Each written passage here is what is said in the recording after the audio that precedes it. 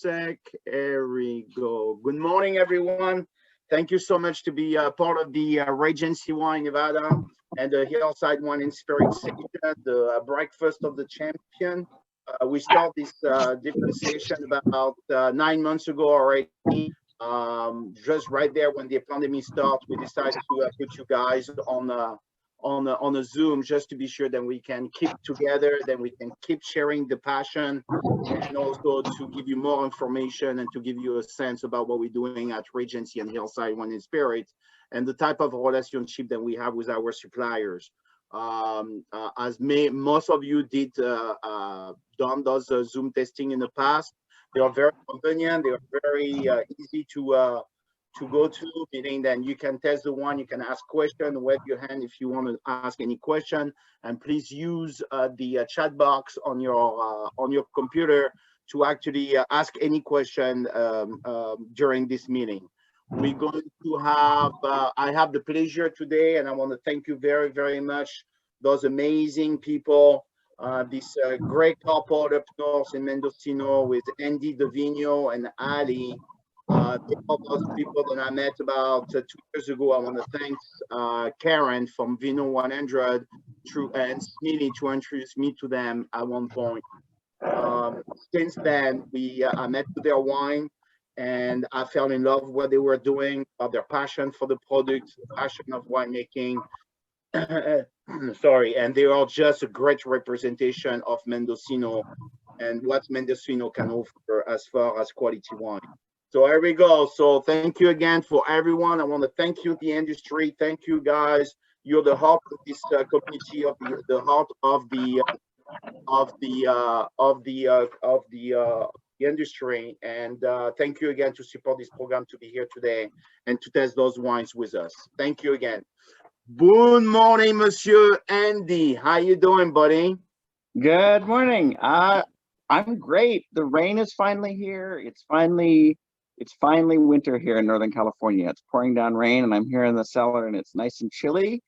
All the wines are, as you can see behind me, are sleeping in the barrels right now, and yeah, it's finally great to feel like it's the slow season just a little bit, because it's been, of course, a hectic harvest, and we had lots going on. But it's great to be here with you guys. Thank you for having me, Bruno. Thank you, Andy. And I know the year was challenging for everyone, and it was especially challenging for you guys making wine in a very difficult situation, obviously with the pandemic like everybody else, but also we did get a very rough year as far as fire. So can you give us a little feedback about what's going on and that any of the vineyard that we're working with are touched by the fire? So the good news is none of our vineyards were close to any of the fires. So if smoke taint's a very difficult one. Sometimes it shows up 6 months in, but none of our vineyards were directly affected by the fires. And we're so far north and we're so far west. Most of the fires were well to the south of us or well to the east of us. So we're fortunate. Others weren't quite so lucky. Much of Napa is probably ruined. Dry Creek, Russian River, everything to the south had a lot of exposure. Even down in the Salinas Carmel fires were really hard on Santa Lucia Highlands, and then down south it was smoky all the way down to LA. I mean, you guys saw that. So it was a tough year. Heat spikes, fires. But I think the wines are going to be excellent quality, especially the Grenache. The Grenache we got this year is premium quality. Unfortunately, we were planning on being up at Eagle Point to show you the elevation and overlooking the Russian River Valley, but it's pouring down rain, and you guys wouldn't have been able to see anything, and I would have gotten wet. So we're doing it from the cellar today. That's okay. But some people had devastating times this year. Ours were difficult, of course, and the heat spikes plus trying to get pickers was difficult. Following all the protocols for COVID was difficult. But I think we pulled through, and we're gonna have some really amazing wines this year. So I'm very hopeful. That's good. That's good. Thank you, Andy, for the explanation and the feedback about this very special vintage. I have a quick question, a tricky question for you, and I'm thinking about that for a few months now. Are you going to put the vintage 2020 on the label? Oh man, that's a tough one. I think when we sort of evaluate the wines in the spring, once malolactic fermentation is completed, and I can really get a feeling of how the wines are going to be. They're still babies. They're still fermenting away. If I find wines that are classic, that really express a hot year, and then I think I'm going to lean into it and label it 2020. If we find that the wines, many of our wines in 2017 we had some heat spikes, and they were good, but they weren't phenomenal. Like our Dr. Hill Pinot Noir, we blended it into the Mendocino Pinot Noir. We didn't do a vineyard designate, so I would consider doing that and maybe doing some non-vintage stuff. We have the JJ Cuvée as an option. I think there's less stigma in having a red blend that has no vintage. So I'm open to it, but at this point, it's kind of wait and see. Let's let the wines decide and really see what. It was actually more a question for Ali, I guess. You're the one making the wine, and then Ali take care of the marketing. So I was waiting for her to come back online. But this is a question for everyone. This is on the top of my head. We do a lot of marketing as well, as far as giving direction to winery, and this is the type of relationship that we have here with our supplier. And the question is very simple. What's everybody think that we should put the vintage 2020 on the label or not? Very quick question. If you want to answer that on the chat box, guys, that will give me a sense about what you think about this. Ali, you are the queen of the bees, I should say. Can you hear me? Are you there, Ali? Yes, I'm here. Beautiful. So Ali is the queen of bee hunters. She's obviously the partner of Andy. And both of them are obviously the stars of the Be Enter label. Ali is obviously more of the marketing girls, the one, and we do business and we talk about the different direction that we're going to take with the brand. But obviously, Andy is the brand behind the winemaking. So I want to give a sense to Ali to give us a chance to tell us a little bit more about the project. When did he start? Why the bee on the label? What is the brand means to you, and how you want to get with this brand later on, and what is your goal? Well, once upon a time, I traveled to Anderson Valley, and if you guys know a lot about Anderson Valley, bear with me, but if you don't, I'll lead you down the rabbit hole with me. In 2012, I came from Florida. Hi everybody, by the way. It's really cool that you gathered all these people, Bruno. I'm just stoked that you're able to bring so many faces I love and that we've spoken to before, and so many new faces. So that's really cool. So in 2012, I came to the happy little valley. I had no clue where I was going. I thought I was going to Alexander Valley. And so for those connection, I know she was on the road, so I thought then the connection was not so good. But what we're going to do, and we forgot to do that because it's breakfast of the champion, we're going to actually wait for her to come back. What we're going to do, I want to be sure that everybody has a glass on their hand. We're going to start opening the Grenache Eagle Point Mendocino 2014. This is what we have. This is what we are pouring.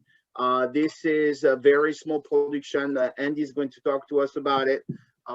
People, I want to raise my glass to the good, resilient people in the industry. I want to also raise my glass to Smeely. Smeely just recovered from a surgery yesterday and he's already on the Zoom. Smeely, please don't drink too much wine. Take it easy for a minute. But you're so resilient. You're such my warrior.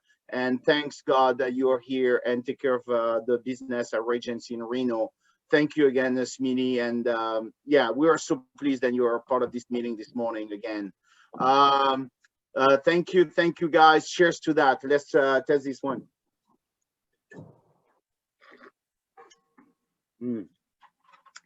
Man, I have to mention something to everyone. When I met with the wine at the end there, they show me, and Andy's going to give us a little bit more about how many different labels he's making, different cuvee, because he's an artist, and you cannot just stop the chef cooking in the kitchen and using all the spice that he has surrounding him, and go to the farmer's market and grab the fresh fruit.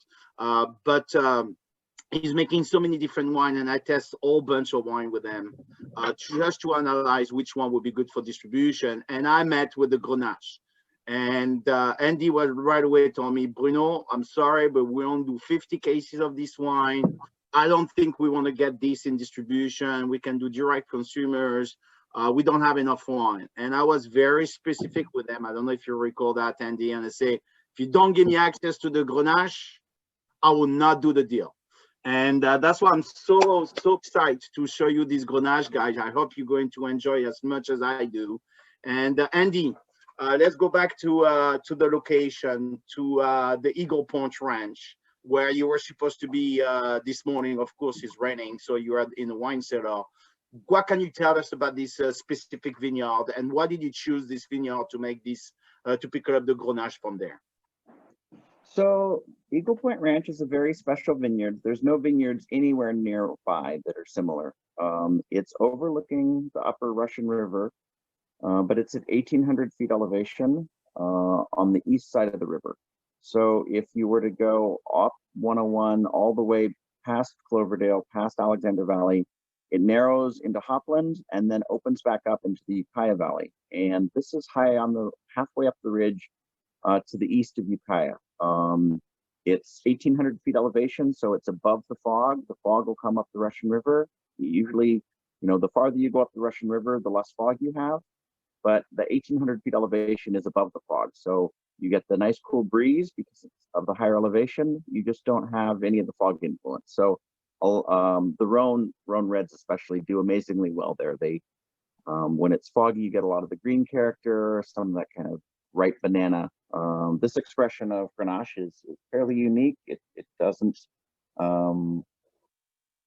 I don't know, there's not a lot of other California Grenaches that show this expression. It has the bright red fruit, good acidity because of the wind, but it has some power and structure. And that's if you were to go out in most Grenache vineyards, you see big juicy berries. And when you have big juicy berries, you can make some amazing rosé, but it's going to make a very thin, uninteresting red wine. And so you can blend in Syrah. A lot of people blend a little Syrah in there, less than 15%, so they don't have to say that. So their Grenache has more body.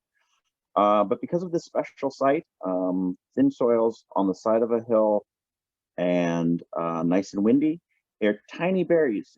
They look like these little tiny berries. If you didn't know, you might think that they were Cabernet Sauvignon. They have these little berries with space between, so there's no issues with mold, with any problems. The vineyard's grown 100% organically. They just do one little sulfur spray. So, but the wind and the elevation and the no fog means there's very few pest pressures. It's completely dry farmed. It was planted by John Scharfenberger in the 70s. His father bought this cattle ranch, and John Scharfenberger, who started Scharfenberger Cellars and Scharfenberger Chocolates, and now has Hodo Tofu Company. He's kind of a serial entrepreneur, but his first venture was planting this Eagle Point Ranch in the 70s. His father had purchased it as a cattle ranch, and it's about 100 acres, and there literally isn't a single vineyard within 10 miles of it. Wow. How many acres is that total? The planted is about 100 acres of grapes. The ranch itself is over 1,200 acres. They still have cattle on most of it. It has an access from the Ukiah Valley where you drive up through the cattle ranch with sprawling California oaks and lots of grass. There's another entrance where you come around the back up Mill Creek through the forest. It's madrone and tan oak, and then you come around the corner and there's this magical vineyard on this plateau overlooking the valley, and that's why they call it Eagle Point. It really is a place where eagles would land on the. I'm showing a little map right here, and I hope I picked up the right one. Can you give us a little bit? Did you see that, Andy? I see the map. So if you look at the very far right side of the map, and you see Ukiah and you see 253, if you were to go all the way nearly to the edge where there's that little white outline almost at the edge, that outline is the Cow Mountain, just a little bit south of your cursor, down below the lake and to the right. Yeah, right there. That's it right there. It's not on that map because there's nothing out there. That little outline you see just below Highway 20 is Cow Mountain Recreational Area. It's one of the state-controlled lands where there's recreation allowed. But Eagle Point is just below that, way out in the middle of nowhere. Beautiful. Well, it looks like those people, and they start about, you say, 60 years old over there growing grapes? It was started in the 70s, so I think it's 40 or 50 years old. So it's not old vine, which I would say that the Zinfandel it will get better as it gets older. We made some Zinfandel from Eagle Point this year. We made some Counoise. We made our normal Grenache. We got a little bit of Syrah, but it's mostly planted to run reds. But of course, Zinfandel is California workhorse. So the Zinfandel is going to get better and better as those roots get deeper and deeper. But I really think that the Grenache is shining now. When I first started working with Eagle Point grapes, they had an old section that was dry formed, and then they had Grenache from a section that was irrigated, and it was night and day. I felt like the irrigated section would be great for rosé, but that concentration just comes from having those roots deep in the soil, and slowly pulling as much flavor as they can out of those pretty shallow soils. Okay, I have a question from Kat. Half a vineyard are bio organic. You mentioned about dry farming. What is the rest of the plant? So they have cow there, obviously. They still have cattle. Yeah. The so rest what is just open land that they're not logging. There's some big Douglas fir trees in the ravines, but there's no plan to log. At this point, it's it's zoned as rangeland, and so some of it is actual active cattle grazing. Others just wild lands. There's 500-600 acres of forest with nothing there. No fences, no roads. So there's wild turkeys, there's deer, there's pigs. It's good. Can I hop on real quick? Can you guys hear me? This is Ali. We can hear you. You're back, Ali. All right. Hello. Yeah. Okay. So I've been chatting with some of the people in the chat window, but to answer two things. One, you can see the vineyard if you want to take a ride with me and Andy on the YouTube channel, the Bee Hunter Wine YouTube. You can see Roland Wenzel, the grape grower. We called you, Bruno, remember, from the vineyard, and we made sure that you got a chance to see him and hear him, and he loves the fact that you love his vineyard so much, and he's doing it in a traditional French style with the hay down between the vineyards. So all of that you guys can see on YouTube video, and I might have also posted Andy and me off-roading through the different vineyards in his Porsche, because I guess that's what Porsches are made for. So anyone who wants to have the visuals of that vineyard until we're there in person can see it on YouTube.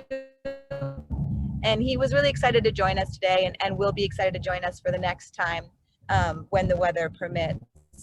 And then we really do like to choose our vineyards for the organic biodynamic.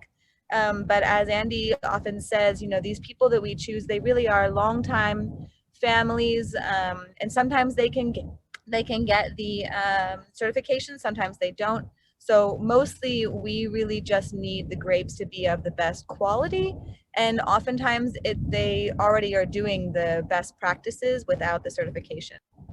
You got it. Superb. Thank you so much, Ali, to point out. And how many tons did you pick it up this year, Andy? I know I insist on that because I want to make sure that we do have more Grenache to sell. How many tons did you pick it up on the Grenache this year? I got 8 tons of Grenache. I know I said I was going to do 5 tons, but I got 8 tons. It was super high quality.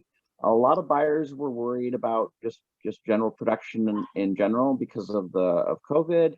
So I was able to get 8 tons. There was many years it's tough. The fruit's allocated, and you have to really talk Roland into letting you have the fruit. But we were able to get Zinfandel and Syrah and Counoise and a full 8 tons of Grenache. So we have lots of Grenache, and hopefully we can. It comes out as well as I think it will. I think the Grenache is going to be really focused and nice. Tell me, so now what breaks you pick it up? Are you picking up the grape by the breaks or by the acidity contents? I mean, what is your jewel here? And just drive us through the vinification of this Grenache very quickly. All cluster, no cluster, coleslaw fermentation. I mean, just tell us how you're making this one if you can. So I picked to flavor, physiological ripeness, seed, crunchy brown seeds, nice lignified stems. You know, I want the grapes to be as flavorful as they can be, and you know, Grenache holds its acid well, and because the berries are so small, we don't seem to have any raisoning. So this even if it gets ripe, we don't have any raisoning, any of that character in there. So. I think if I were picking to numbers, I would aim for 24.5. You know, a little on the riper side, but it's still reasonable. I'm not even sure what the exact bricks came in. Something about that. It might have been a little higher, but perfect flavor. No raisins. No pinkies. You know, when you have a little bit underripe Grenache, you get fruit that's still pink. And it really brings up that banana character. Sometimes you have some Grenache that's a little bit lower alcohol, which is nice. But if it has that banana flavor, it's a little bit distracting for me. Not my preferred flavor in Grenache. Cluster or no cluster? No whole cluster. Grenache has enough astringency, and it's, you know, I'm not trying to make a tannic wine, so the skin tannin is plenty. We put a little new oak on there, some I think about 20% new oak, which will give a little boost to the tannin, a little more grippy tannin. But the whole cluster would bring up the astringency, and it already can be astringent. So I love the whole cluster in Syrah. And but in the Grenache, I feel it's better to do 100% destemmed. Okay. Fermentation, obviously, how long? So it goes into a tank. We cool it down and give it a good 4 or 5 day cold soak, and then let it go. And it was warm. And we try not to add cooling after the fermentation starts. Sometimes that's necessary, but try and have a more natural fermentation curve. So I think it was I think about 12 days. I'd have to look at my notes to be sure, but I think it was 12 days. Pressed it. Didn't press it too hard. We had plenty of fruit, so I'm not too worried about getting every last drop. I'd rather have more of that focus, that minerality that comes through in the pre-run. The pressed juice can be a little tannic, can be a little astringent. So we pressed it very gently and let it settle and racked it to barrel, and then just let it go, and it'll do its magic. Do its magic. It'll go through. I found a picture of the vineyard, so you guys can see it if you want. Okay. Oh, you're right here. Look at that. Your background is beautiful. Very well. I'm going to put you right there. That's actually Eagle Point Vineyard. That's the Grenache. So there you go. Nice. How long do you do the age, Andy? French oak, neutral? Neutral with about 20% new French. I'm not a fan of American oak. I think it's good for some things, furniture, kindling. But in wine, it's just so strong, so overwhelming. So 100% French, mostly neutral, and we'll see how it goes. My goal is to have it 20 months in barrel, so be bottling in July or so of 2022.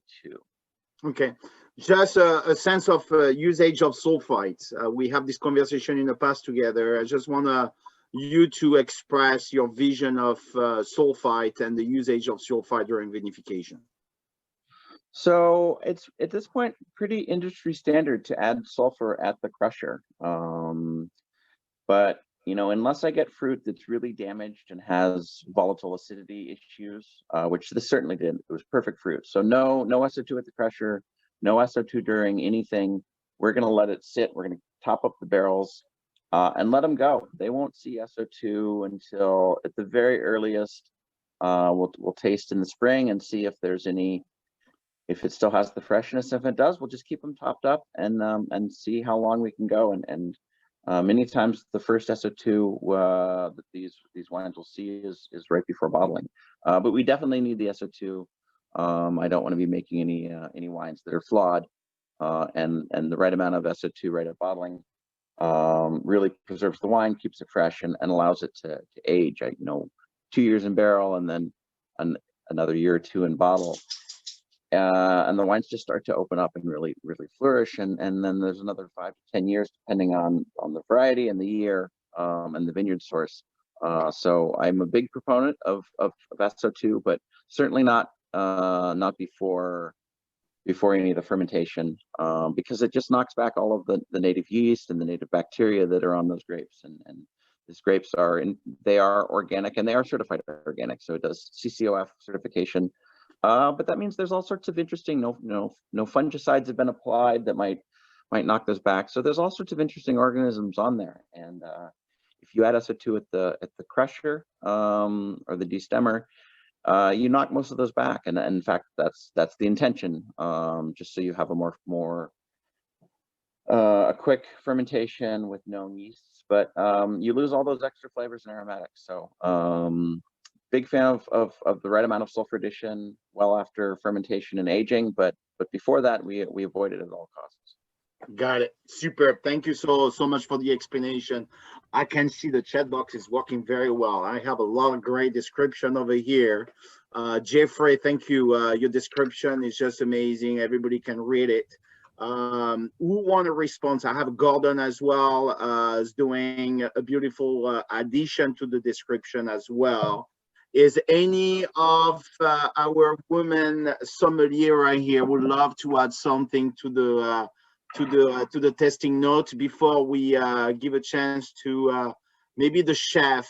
Chef is here, Steve Benjamin. Is going to give us maybe a little hint about what he thinks about the food pairing with this Grenache. So let's start with maybe one of the ladies want to take over for a little quick description of this wine, in addition to what's already Jeffrey and Gordon actually talked to us about on the chat box. Any ladies, I need the voice. You know how important the woman voice these days. Cora, do you want to take the lead? You sound surprised. Yes. Sorry. No, I love this wine. I find Grenache typically to be, like you were talking about, maybe a little bit thinner and always nice bright fruit. I love Grenache. But this definitely has more structure to it. It's a little smoky to me in a good way, a little bit dusty, which I really like. But those really lovely fruit aspects, like darker cherry. It has a really nice backbone, but still medium bodied. I think it's, and I think it would go really, really well with food. I thought somebody said Thanksgiving. Yeah. Karen said Thanksgiving, and I was like, spot on. It's it's a lovely wine.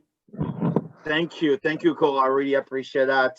Really appreciate your comments and to follow up and be part of the community again. Thank you, Chef. Dear chef of us, long-time friend. Used to be the chef at Robuchon for many years in Las Vegas. He's now the executive chef at the World of Astoria with Jean-Georges. And Chef, thank you to be part of this breakfast for the champion. I know your night was long, but your morning is going to be bright and easy with those beautiful wine in your glass. What did you think about the Grenache? And cheers. What did you think about the? Thank you again to be here. What did you think about this Grenache? And on the menu, the menu of the restaurant that you have, what do you think will pair the best with this Grenache? Hello, everyone. I mean, yeah, it's like you said earlier, it's beautiful wine. I really love it very much. I mean, is something for me. It's not a specific dishes I can put on that. It's gonna go very well with some, because with that kind of acidity, I will put it very well with some desserts. So I'm gonna start with the inverse, with the end, with a lot of chocolate, couple of hibiscus, cinnamon, chestnut, something with a little spice on it, and I will love that. As well for main course, with that, and because we're on fall, pretty much in the winter, I will use a lot of mushroom, porcini, some chanterelle, things like that, garlic, lemon, a little thyme, rosemary, little ginger as well. Squab, foie gras, duck. I will go with a tenderloin as well with some Malabar black pepper. It's going to bring a little bit this black pepper flavor on the end as well. We love that kind of berry thing. So when actually a wine is berry, and I'm French, that may be why. That kind of wine, I will open it on the counter in my back country house and open different charcuterie and cheese and eat all day with that. Nice. Now I'm starving. I'll be at the Waldorf in 10 minutes. I'm just kidding. Thank you. You're welcome. You're welcome. Appreciate that. If you let me come back to you in a minute after we talk about the Riesling. Actually, I need to speed up the process here. It looks like I'm a little behind schedule. So I'm going to ask everyone to actually change the glass, go to the Riesling, late harvest Riesling. This is our 2014 Greenwood Ridge Vineyards. Here we go. So we're going to do the Riesling. I want everybody. Hey Bruno, can I hop in while we're switching? Yeah, go ahead. Since now you can probably hear me. Great. So as you can tell, thanks Chef, all of our food is gonna go really great. All of our wine goes really great with food. All wine does, but especially, you know, Andy's style. So we met in 2013 and I thought I had found paradise in Anderson Valley. I found paradise with Andy's chefing style. So basically all of our wines, it's like unlocking the genie in the bottle. I do kind of wonder, Snitty, how the Grenache did with your oatmeal, but I can only imagine if you had some cranberries or some nuts on there, really how special that pairing would be. So this late harvest Riesling speaks the same way. You might expect it to be super duper duper duper sweet, and of course it's the sweeter side of all wines, but it almost has a really nice brightness that will surprise you. So welcome to our lives. We are always trying to pair properly, and I'm excited to hear what you guys have to say about this one too. Fantastic.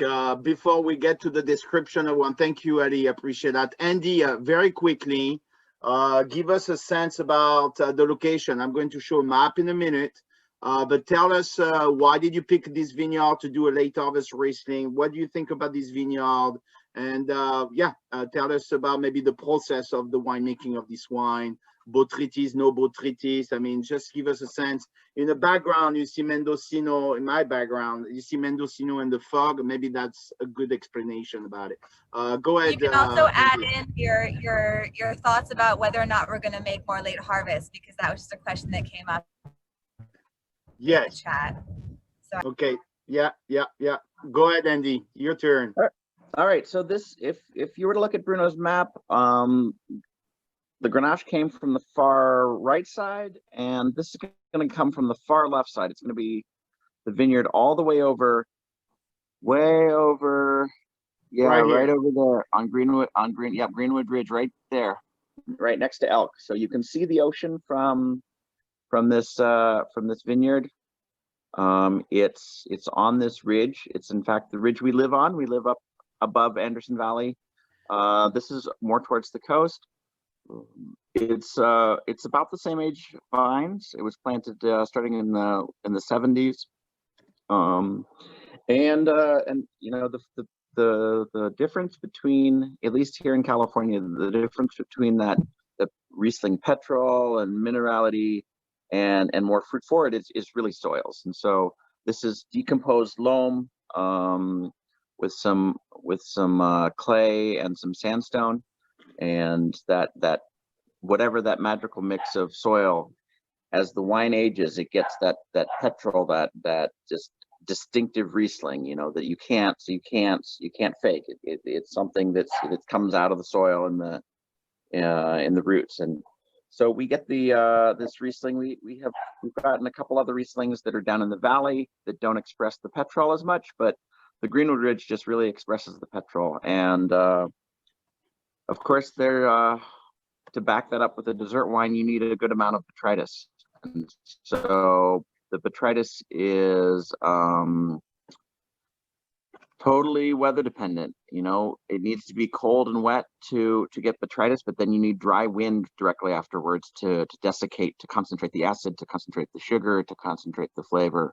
And 2014 was the perfect year. We made our regular Riesling and harvested it, and then we got the perfect weather, and so we're able to get those botrytis clusters, and I learned to make dessert wine at Navarro Vineyards, and they make some amazing dessert wines. Their cluster select is world class, but it's intensely sweet, and it really limits the dishes that it can be paired with. So when I decided to make a dessert wine, I wanted that intense flavor and the bright acidity, but at a little bit less sugar. And so this wine with not that 30% sugar, but you know, just around what is it, 15%? It's sweet, but it's not cloying. And it can go with, you know, it could go with a sweet, spicy Asian third course. It could go between dessert and dinner. It could go with dessert. But it really does express that Riesling character. What is the RS on it? What is the residual sugar on this? It's 15%. Okay. And you're 9%, about 9 to 10% alcohol, correct? Yeah, we picked it around 35 bricks, 30, I think it says 33 bricks. So certainly sweet, but you know, some of the Trockenbaron slices come in at 40, 45 bricks, and then are fermented out. So this is more of the sweetness level of the Baron slice, but it has that focus, that the focus of the Riesling flavor and the acidity to back it up. So it doesn't taste as sweet as it is. Tell them about your tricks with the whipped cream. Yeah. Okay. Who want to take the lead about the descriptive of this wine? I'm going to let you wave if you can do that. Anyone can give me a little love here and do the description of the wine. I don't know if I can see everyone on every screen, as we are 33 of us today. Anyone want to take the leads? If you want me to pick, I'm going to pick in a second. 1, 2, 3. I'm going to take. Who want to get to it? It's difficult. It's tough for me, guys. If you want me to pick, I don't want to push anyone. But why don't we do that with Mindy? Mindy, do you want to take the lead?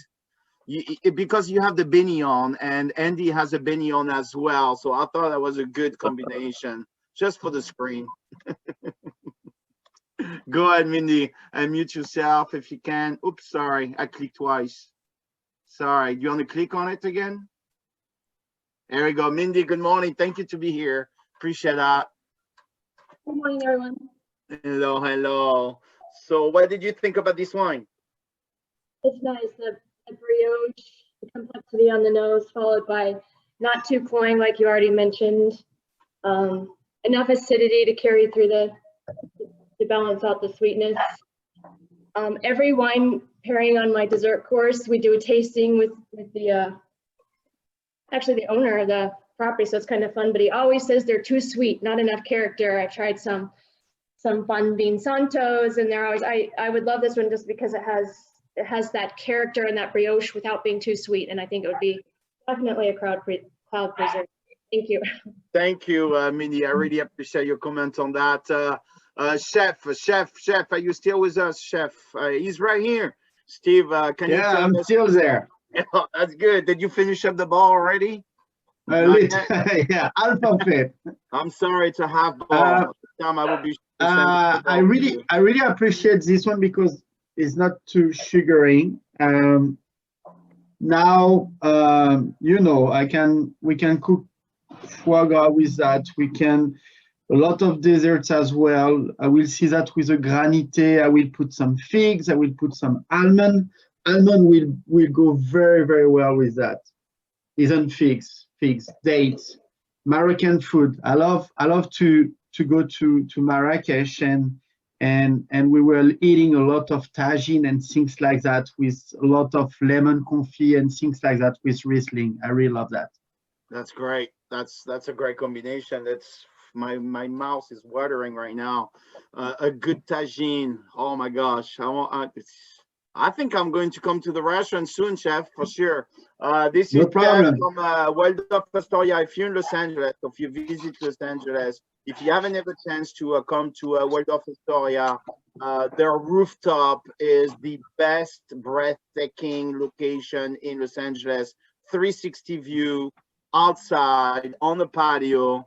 And it's just amazing cuisine. More than anything, it's the cuisine. And Steve Benjamin always produce, I believe, one of the best cuisine in the city. Thank you, chef, to be part of it. Thank you. And enjoy the wine for sure. Thank you. I will. Thank you, chef. Again, Andy, did you have a chance to have a tagine?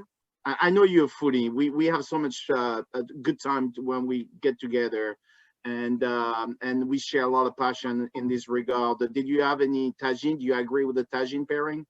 I think that's a wonderful idea. The spice, that North African spice, with always either some preserved lemons or some little bit of fermentation flavors in there. I think that's a wonderful idea. I'm about to hop in the car and drive to Los Angeles.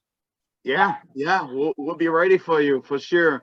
Ali, we lost you at one point where we were talking about the brand and where you want to push the brand and what is the different what is the goal here with this brand and what are you trying to show as far as visibility of the brand in the market? Yeah, so I was just in the middle of being vulnerable and saying that I honestly didn't know where Anderson Valley was to begin with, and how fun it is to have this brand create a bridge to how amazing wine can really be. We meet whether they are a novice or an expert where they at. We start with where they're at, but a lover or they just want some red or some white. They oftentimes have no idea about and is really all about creating a bridge. Whether you understand all about the wines, you're like, wow, this is an incredible brand. But if you don't know, like, yeah. I am losing you, Ali. I'm so sorry. I hope we get most of what you said, but it was breaking down at the end. So I'm going to turn that to Andy. Then can do maybe a little statement about how he see himself and how he see the wine industry in Mendocino in the next 5 years, and where he's going to be, and where is the focus going to be in the next 5 years for Bee Hunter. Andy. So Mendocino is still uncharted territory. Most of the grapes are purchased and hauled off by truck to Sonoma or Napa and blended into a wine that says Napa or Sonoma.